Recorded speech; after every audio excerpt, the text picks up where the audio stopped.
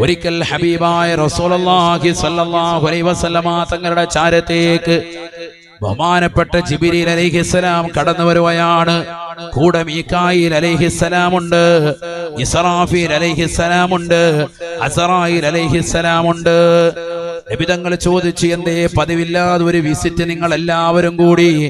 ആദരവായ പ്രവാചകർ സ്വല്ലല്ലാഹു അലൈഹി വസല്ലമ തങ്ങളോട് ജിബ്രീൽ അലൈഹിസ്സലാം പറയുകയാണ്, യാ റസൂലല്ലാഹ്, നബിയേ, തങ്ങളുടെ മേലൊരു 10 സലാത്ത് ദിനേന മുടങ്ങാതെ ആരെങ്കിലും ചൊല്ലിയാൽ തീർച്ചയായും ഞാൻ അവനെ സിറാത്ത് എന്ന പാലത്തിലൂടെ മിന്നൽ വേഗത്തിൽ കടത്തുന്ന കാര്യം ഞാനേറ്റു റസൂലേ, ഞാനത് ഏറ്റിട്ടുണ്ട് എന്ന് ബഹുമാനപ്പെട്ട ജിബ്രീലിനോട് പറഞ്ഞുവന്ന് ഹബീബ് മുഹമ്മദ് മുസ്തഫ. കേട്ടുനിന്ന മീകായിൽ അലൈഹിസ്സലാം പറയുകയാണ്, യാ റസൂലല്ലാഹ്, തങ്ങളുടെ മേൽ ദിനേന 10 സലാത്ത്, 50 അല്ല, 50,000 അല്ല, 1,00,000 അല്ല, 1 കോടിയല്ല, കോടിക്കണക്കിന് സലാത്തുകൾ ചൊല്ലി ചൊല്ലി മദീനയിലെ രാജകുമാരനെ പ്രണയിച്ച അജ്വാ സലാത്ത് ഗ്രൂപ്പിൽ നിലകൊള്ളുന്ന പ്രിയപ്പെട്ട സഹോദര സഹോദരിമാരോട്, കാലാമ്പൂര് വന്നു ചേർന്ന ആയിരക്കണക്കിന് പ്രിയപ്പെട്ട ഉമ്മമാരോട്, സഹോദരങ്ങളോട് സ്നേഹത്തോടുകൂടി കുമ്മനം ഉസ്താദ് ഓർമ്മപ്പെടുത്തട്ടെ, 1000 സലാത്തല്ല, കേവലം ഒരു 10 സലാത്ത് ദിനേന ചൊല്ലിയാൽ കിട്ടുന്ന നേട്ടമാണ്. ജിബ്രീൽ അലൈഹിസ്സലാം പറയുന്നു, അവന് ഞാൻ സിറാത്ത് എന്ന പാലത്തിൽ മിന്നൽ വേഗത്തിൽ കടത്തുന്ന കാര്യം ഏറ്റു റസൂലേ. ഇസ്രാഫീൽ മീകായിൽ അലൈഹിസ്സലാം വന്നുകൊണ്ട് പറയുകയാണ്, അവന് ഞാൻ പരിശുദ്ധമാക്കപ്പെട്ടതായ പവിത്രമാക്കപ്പെട്ടതായ ഹൗദുൽ കൗസറിൽ നിന്ന് നബിയെ തങ്ങൾ കൊടുക്കും പോലെ അവന് ഞാൻ വലിയതാകുന്ന നിഅമത്തുകൾ നൽകും റസൂലേ, അതേറ്റിട്ടുണ്ട് ഞാനെന്ന് ബഹുമാനപ്പെട്ടതാകുന്ന മീകായിൽ അലൈഹിസ്സലാം പറയുകയാണ്.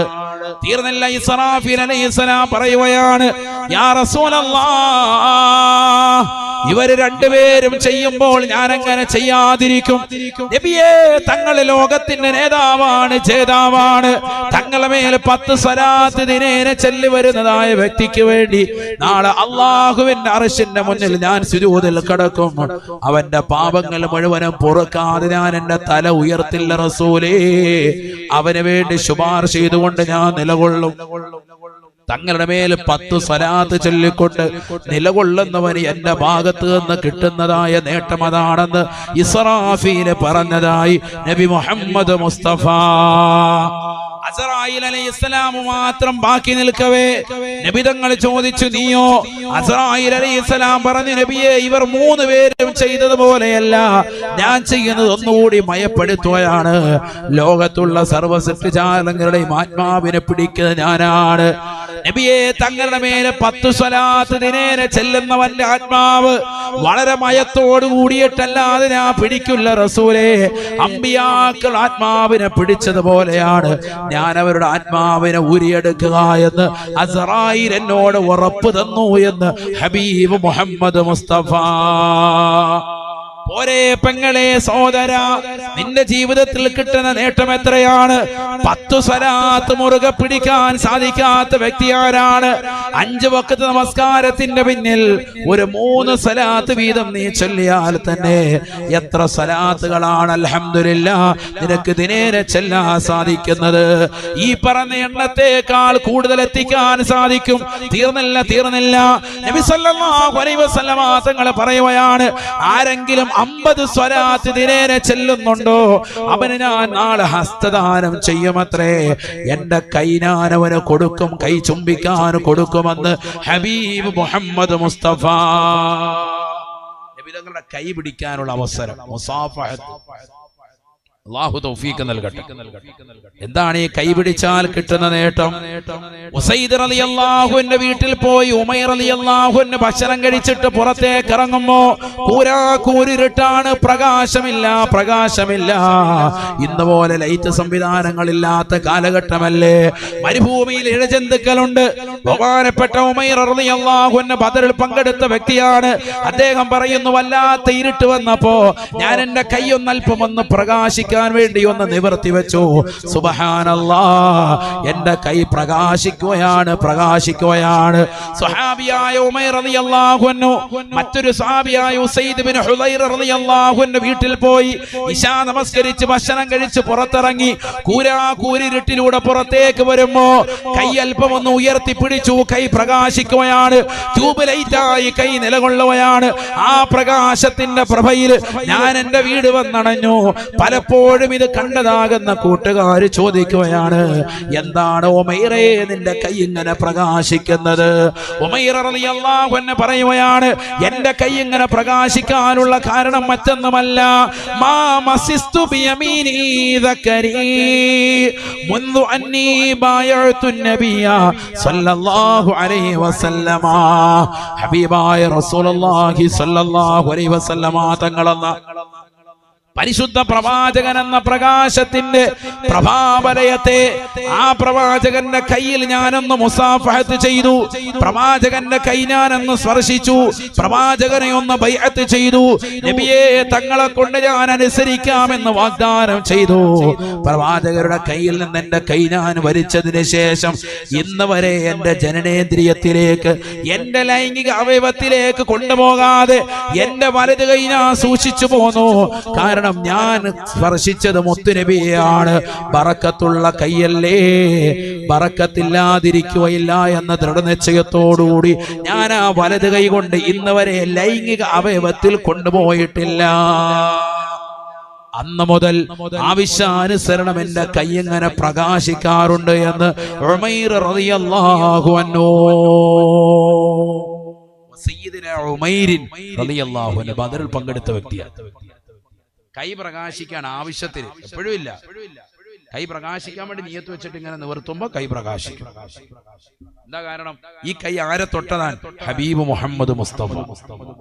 അതുകൊണ്ടാണ് നിങ്ങൾ ഹദീസിന്റെ ഗ്രന്ഥങ്ങൾ നോക്ക്, ബാബുൽ മുസാഫഹത്തി വൽ മുആനഖ, എനിക്ക് ഹസ്തദാനം ചെയ്യുന്നതിന് വലിയ ഫായിദയുണ്ട്. നമുക്കിപ്പോ അതൊന്നും ഇല്ലല്ലോ, നമുക്കിപ്പോ ഹസ്താനം ഇല്ല, ഒന്നുമില്ല. എന്ത് കൈക്ക് പിടിക്കും? കൈക്ക് പിടിക്കും. ഉദ്ഘാടനത്തിന് വന്ന ഹണിറോസിനെ കണ്ടായി. ഇപ്പൊ ഉദ്ഘാടനത്തിന്റെ മഹാമയാണ് ഹണിറോസ് ഉദ്ഘാടനം. ഹണിറോസ് അതാണിപ്പോ താത്താമാര്, അതാണ് പരിപാടി.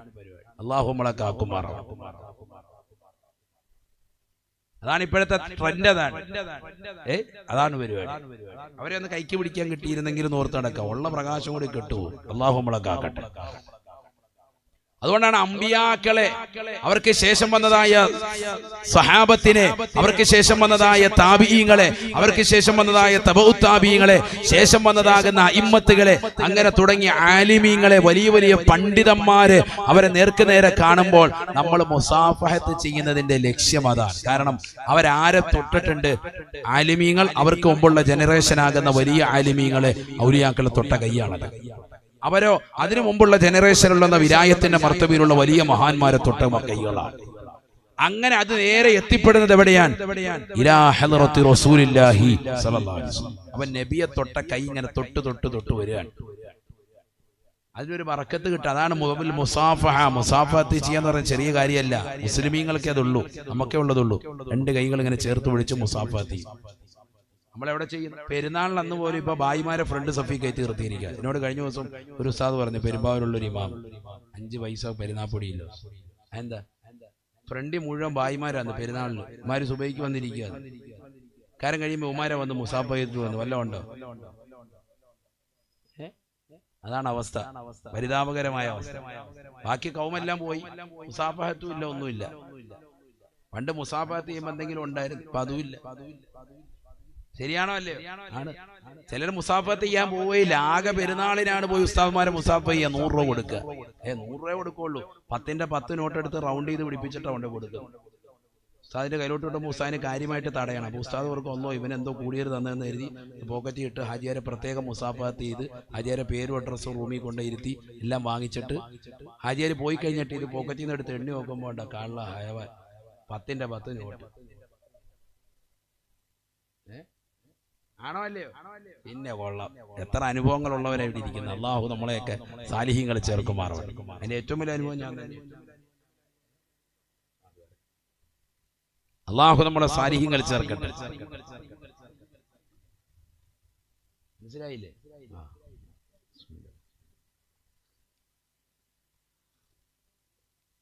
അപ്പൊ അതുകൊണ്ട് മനസ്സിലായിക്കോ, ഞാൻ നീട്ടുന്നില്ല, നീട്ടി ഞാൻ ഇങ്ങനെ പോയിക്കൊണ്ടിരിക്കും സുബൈ വരെ. അല്ലാഹു നമ്മളെ സാലിഹീങ്ങൾ ചേർക്കട്ടെ. നബിയുനാ റസൂലുള്ളാഹി സ്വല്ലല്ലാഹു അലൈഹി വസല്ലമ തങ്ങളുടെ മേൽ സ്വലാത്ത് 50 എണ്ണം ചൊല്ലിയാൽ പരിശുദ്ധ പ്രവാചകർ ഹസ്തദാനം ചെയ്യുമത്രേ. നബിയുടെ കൈക്ക് പിടിക്കണോ?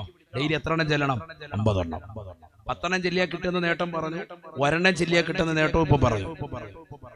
എന്നാൽ സൂഫിയാക്കളാകുന്ന ആളുകൾ സ്വലാത്ത് ചെല്ലുന്നവൻ എന്ന് പറയുന്ന ഒരു വ്യക്തിയെ കുറിച്ച് അയാള് സ്വലാത്ത് ചെല്ലുന്നവനാണെന്ന് പറയണമെങ്കിൽ സൂഫിയാക്കൾ പറയുന്നു ഡെയിലി 300 സ്വലാത്ത് ചുരുങ്ങിയത് ചെല്ലിയിരിക്കണമത്രേ. ഡെയിലി എല്ലാ ദിവസവും 300 സ്വലാത്ത് ചെല്ലുന്ന ഒരു വ്യക്തിയെ കുറിച്ച് എന്ത് പറയാവുള്ളൂ? അയാൾ ഭയങ്കര സ്വലാത്ത് ചെല്ലുന്ന ആളാണ് എന്ന് പറയണമെങ്കിൽ എത്ര സ്വലാത്ത് ഡെയിലി ചെല്ലണം? 300 എണ്ണം ചെല്ലണം. സൂഫിയാക്കളുടെ ഭാഷയാണ് ഈ പറയുന്നത്. നമ്മൾ 3 എണ്ണം ചെല്ലൂല. കാരം കഴിഞ്ഞ് 3 സ്വലാത്ത് ചെല്ലുമ്പോൾ ആചാര്യ വീട്ടിലെത്തിയിട്ടുണ്ട്. പൊരിച്ചമീൻ അയിലേം കൂട്ടി ചോറടിച്ചോണ്ട് വേഗം ഇറങ്ങി ഓടി ആചാര്യ. ദുആവില്ല, ഒന്നുമില്ല. 3 സ്വലാത്ത് അവിടെ വിറ്റ് ചെയ്ത് കൊടുത്തപ്പോ അതുപോലെ ചെല്ലാൻ ആളില്ല. എന്നാ ഇതൊന്നും ചെല്ലാത്തവൻ എന്നാ വീട്ടിൽ പോയിരുന്നില്ലോ? അതുമില്ല. ഇതിനൊരു താല്പര്യം വെക്കുന്നേയില്ല. ഒരു സ്വലാത്ത് നമ്മുടെ ജീവിതത്തിലില്ല, ഇല്ലാതായി പോയി. നബി സല്ലല്ലാഹു അലൈഹി വസല്ലമ തങ്ങളുടെ മേല് അല്ലാഹുവും അവന്റെ മലക്കുകളും സ്വലാത്ത് ചെല്ലുന്നുണ്ട്. അല്ലയോ സത്യവിശ്വാസികളെ, നിങ്ങൾ ആ പ്രവാചകന്റെ മേൽ സ്വലാത്തും സലാമും അർപ്പിക്കണേ എന്ന് വിശുദ്ധമായ ഖുർആനിലൂടെ കൽപ്പനയുടെ വചനം വന്നിട്ട് പോലും സത്യവിശ്വാസികളായ നമ്മളിൽ പല ആളുകളും അത് ഉൾക്കൊള്ളുന്നില്ല, ചിന്തിക്കുന്നില്ല, പ്രവർത്തിക്കുന്നില്ല. ഖുർആനിൽ കൽപ്പന വന്നിരിക്കുകയാണ്. കൽപ്പനയാണ് സല്ലു അലൈഹി വസല്ലിമു തസ്ലീമ. ഖുർആനിലെ ഒരു കൽപ്പന ക്രിയ വന്നാൽ അൽ അംറു ഹഖീഖത്തൻ ലിൽ വുജൂബ്, നിർബന്ധത്തെ കുറിക്കുന്നതാണ് എന്ന് ഇമാം താജുദ്ദീൻ സുബ്കി റഹിമഹുല്ലാഹ് ജംഉൽ ജവാമിൽ രേഖപ്പെടുത്തുകയാണ്. നമ്മളിൽ ആര് ശ്രദ്ധിക്കുന്നു ഇത്? ഈ കൽപ്പന നിറവേറ്റിയവർ എത്ര പേർ? ഡെയിലി എല്ലാ ദിവസവും നേരത്തെ സൂചിപ്പിച്ച ഒരു 10 സലാത്ത്, 50 സലാത്ത്, ഒരു 100 സലാത്ത്, ഒരു സലാത്ത് പോലും ചെല്ലാൻ നമ്മൾ ബദ്ധശ്രദ്ധ പതിപ്പിക്കാറില്ല. നിസ്കാരത്തിൽ ചെല്ലിയാ ചെല്ലി, അതാണ് അവസ്ഥ. അത് തന്നെ മനസ്സിരുത്തി ചെല്ലാത്തൊരവസ്ഥയാണ്.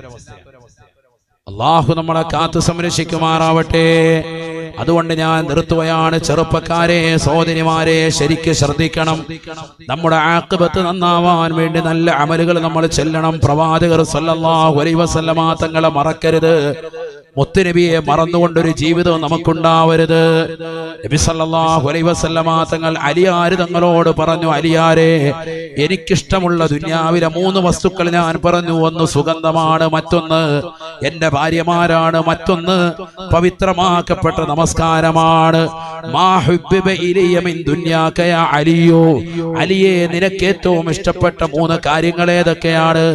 അലിയാർ തങ്ങൾ പറഞ്ഞു, അസ്സൗമു ഫി സൈഫി വ ഇക്റാമുൽ ലൈഫി വല്ലർബു ബിസ്സൈഫി. എനിക്ക് ഏറ്റവും ഇഷ്ടപ്പെട്ട 3 കാര്യങ്ങൾ, ഒന്ന് നല്ല ചൂടുള്ള സമയത്ത് നോമ്പ് പിടിക്കലാണ്. കാരണം അത് വളരെ പ്രയാസാണ്, ചൂടുള്ള സമയത്ത് നോമ്പ് പിടിക്കുക. രണ്ടാമത്തത് വൈക്റാമുൽ ലൈഫി, അതിഥി സൽക്കാരം നടത്തലാണ്. ഇതൊക്കെ നമ്മുടെ ജീവിതത്തിലേക്ക് വരേണ്ടതാണ് കേട്ടോ. ഈ കാര്യങ്ങളൊക്കെ നബിക്ക് ഇഷ്ടപ്പെട്ട 3 കാര്യങ്ങൾ പറഞ്ഞു. എന്നിട്ട് നബി അലിയാർ തങ്ങളോട് ചോദിച്ചു, അലിയ, നിനക്ക് ഏറ്റവും ഇഷ്ടപ്പെട്ട 3 എണ്ണം ഏതാ? മരുമോനാണല്ലോ, ഫാത്തിമ ബീവി റളിയല്ലാഹു അൻഹ കല്യാണം കഴിച്ചത്.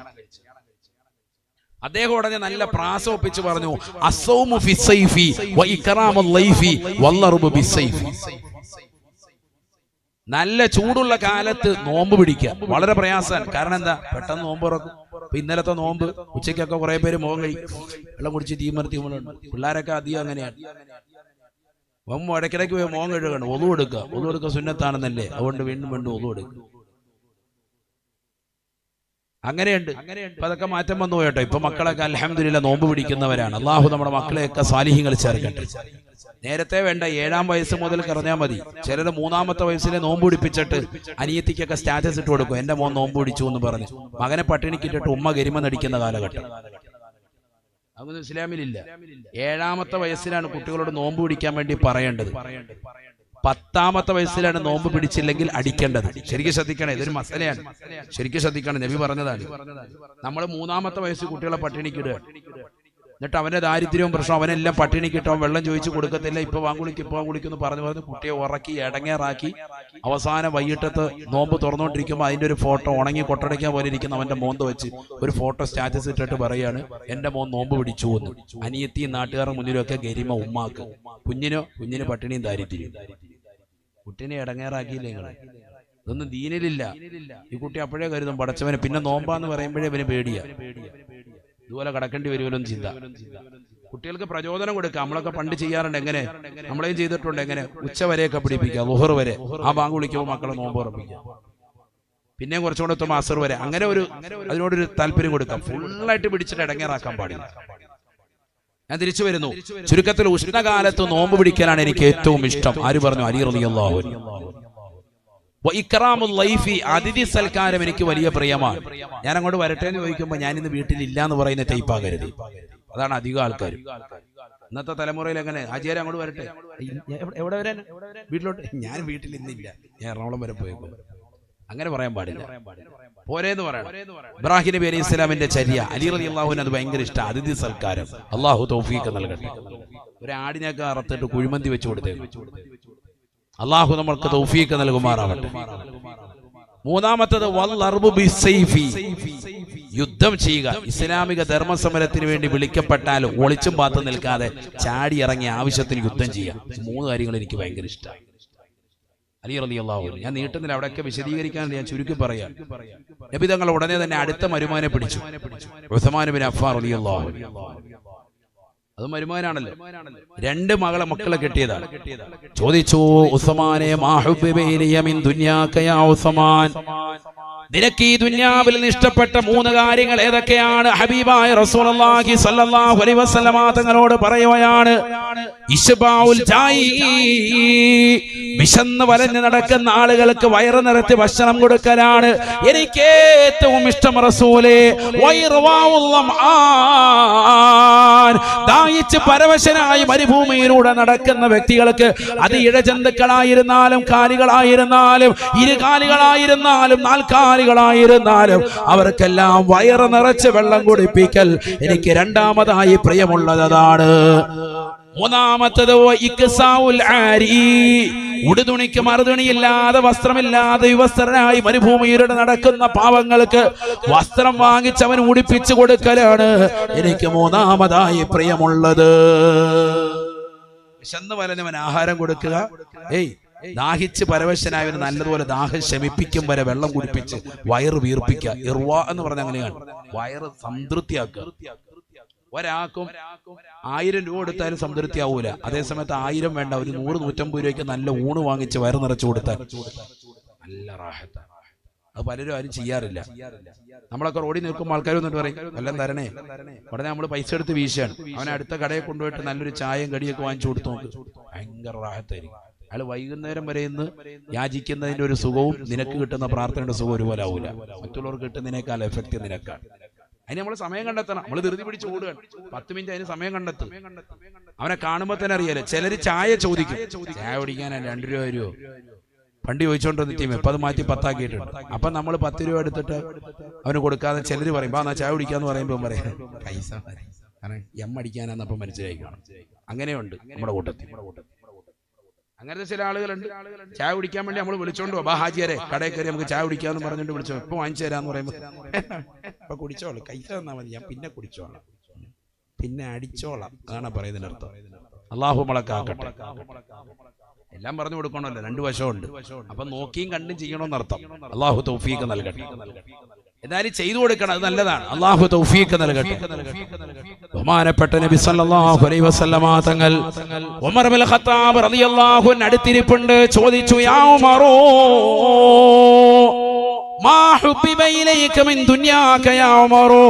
ഉമറേ നിനക്കെന്താണ് പ്രിയമുള്ളത്? ഉമറേ പറയൂ ഉമറേ. ഉമർ ഇബ്നുൽ ഖത്താബ് റളിയല്ലാഹു അൻഹു പറയുകയാണ്, നബിയേ എനിക്ക് ഏറ്റവും ഇഷ്ടമുള്ളത് അൽ അംറു ബിൽ മഅറൂഫ് വന്നഹി അനിൽ മുൻകരി വൽ ഖിയാമു ബി അംരില്ലാഹ്. എനിക്ക് ഏറ്റവും ഇഷ്ടമുള്ള കാര്യം നന്മ കൽപ്പിക്കലാണ്, 2 തിന്മ വിരോധിക്കലാണ്, 3 ഈ കാര്യങ്ങൾ അള്ളാഹുവിന്റെ നിയമങ്ങളൊക്കെ നടപ്പിൽ വരുത്തലാണ്. എനിക്കിഷ്ടമുള്ള 3 കാര്യങ്ങൾ.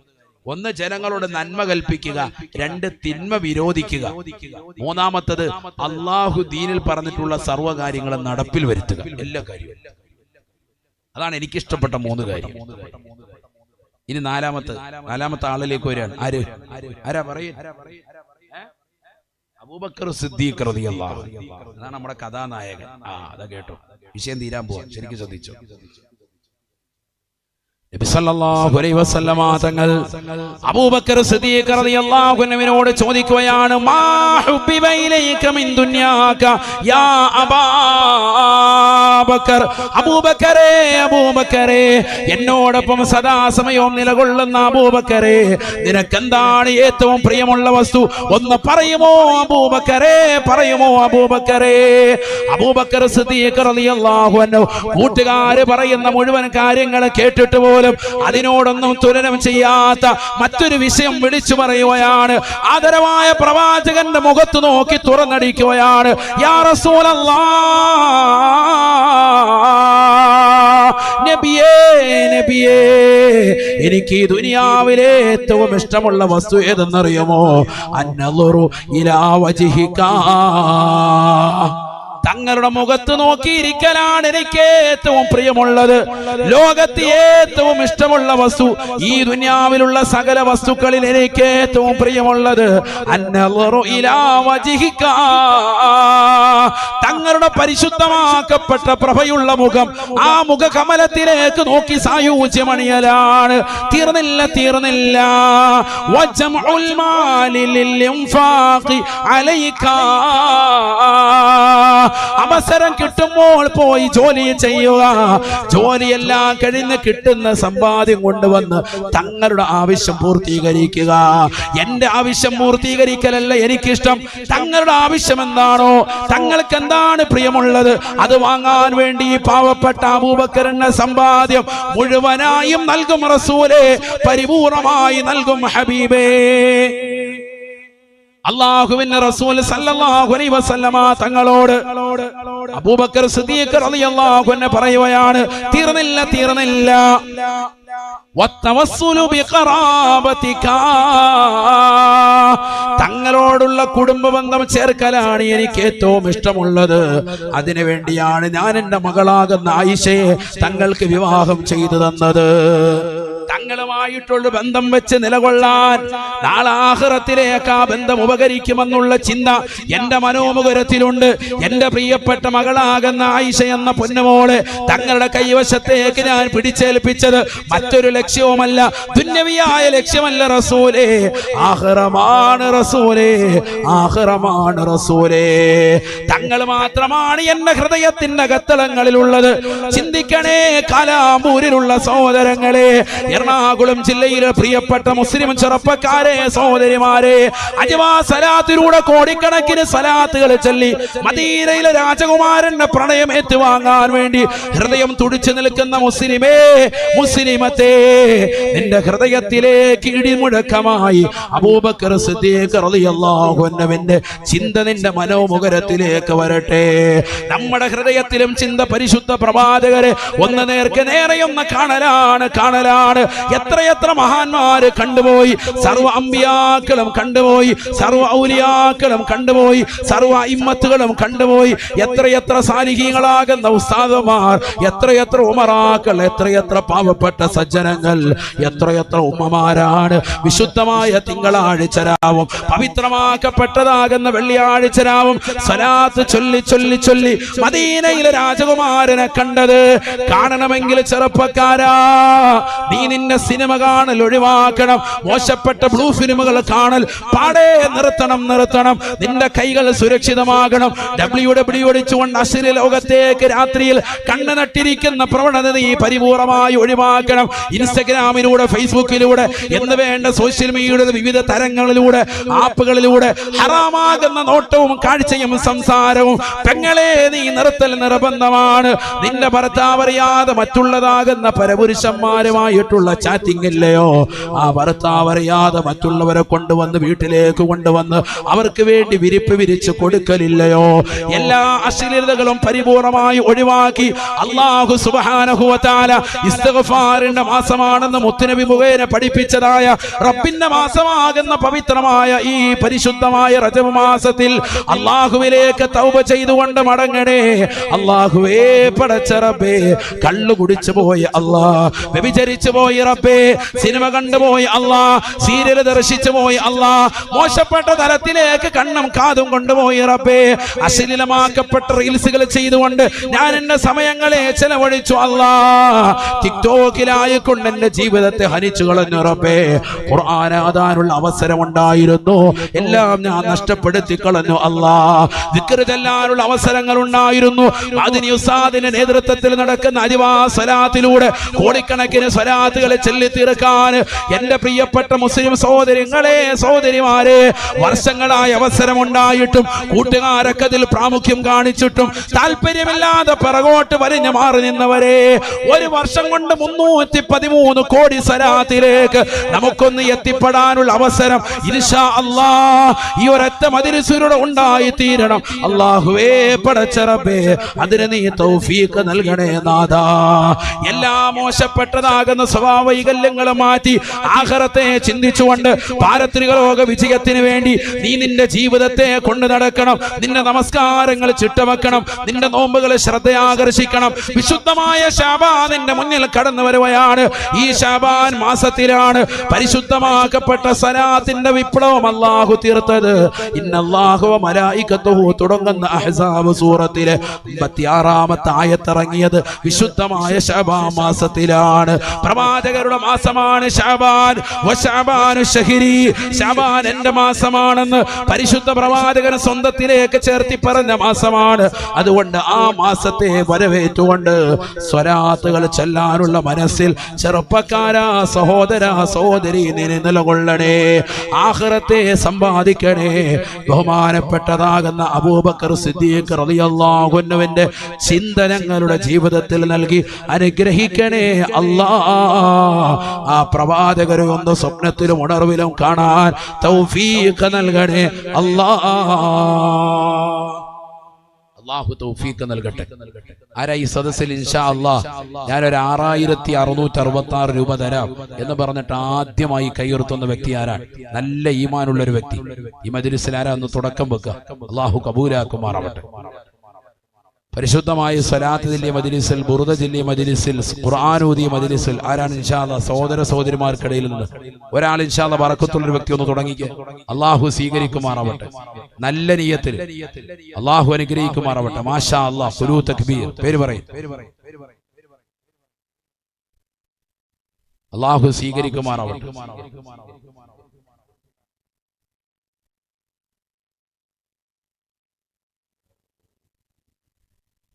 പേര് പറഞ്ഞോളി. ഷാഹുൽ ഹമീദ്. മാഷാ അല്ലാഹ്. അല്ലാഹു സ്വീകരിക്കുമാറാവട്ടെ.